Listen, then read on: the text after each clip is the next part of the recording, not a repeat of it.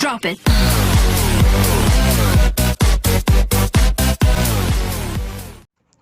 Halo, saya Trio Adi Rahman, NPM 21150400031 dari Psikologi Islam kelas A.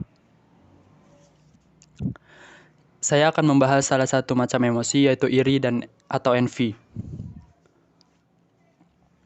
Kata iri dalam Kamus Besar Bahasa Indonesia ialah merasa kurang senang melihat kelebihan orang lain yang beruntung dan sebagainya, atau bisa disebut cemburu dan sirik.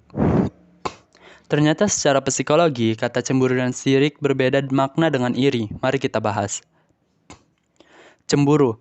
Dalam Kamus Lengkap Psikologi, cemburu diartikan sebagai suatu sikap negatif atau tidak senang terhadap orang lain yang disebabkan karena kasih sayang yang diperlihatkan orang tersebut kepada pihak ketiga. Chaplin 1995 dan Williams 2003.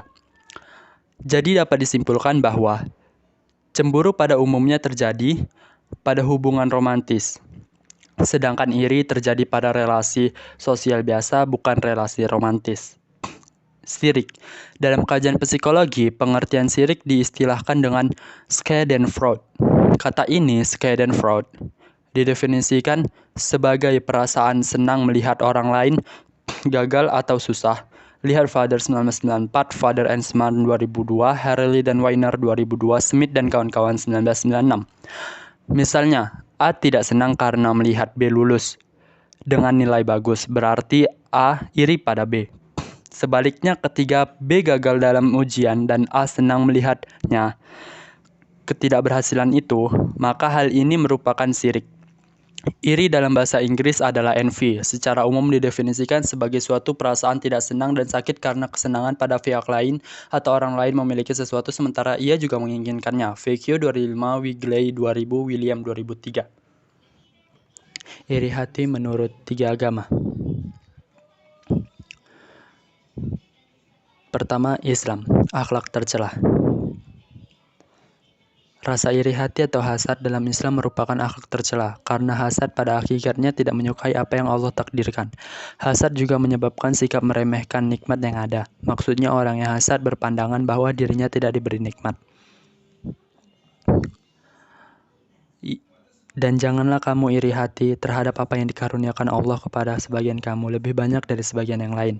Karena bagi orang laki-laki ada bagian daripada apa yang mereka usahakan, dan bagi para wanita pun ada bagian dari apa yang mereka usahakan. Dan mohonlah kepada Allah sebagian dari karunia-Nya, sesungguhnya Allah Maha mengetahui segala sesuatu. Quran Surah An-Nisa ayat 32. Kedua, kekristenan, iri hati.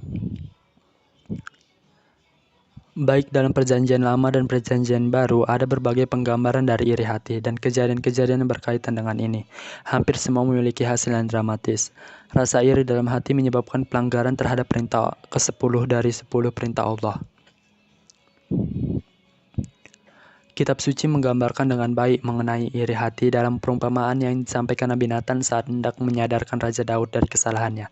2 Samuel 12:21-10. Orang kaya dalam perumpamaan tersebut iri akan domba satu-satunya yang dimiliki si miskin dan akhirnya mengambil dombanya. Serupa dengan yang dilakukan Raja Daud terhadap Uria. 2 Samuel 11:21-27. Yang ketiga, Katolik. 7 dosa pokok.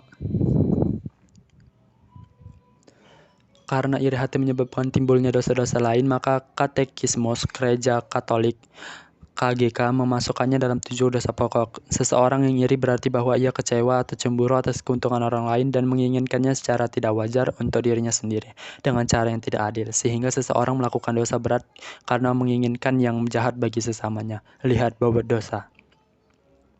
Dari referensi yang saya baca, saya dapat menyimpulkan bahwa iri memunculkan 2 dampak. Yang pertama, dampak positif dapat menjadi motivasi untuk lebih berkembang, dan yang kedua, dampak negatif memunculkan konflik dan rasa sedih dalam hati.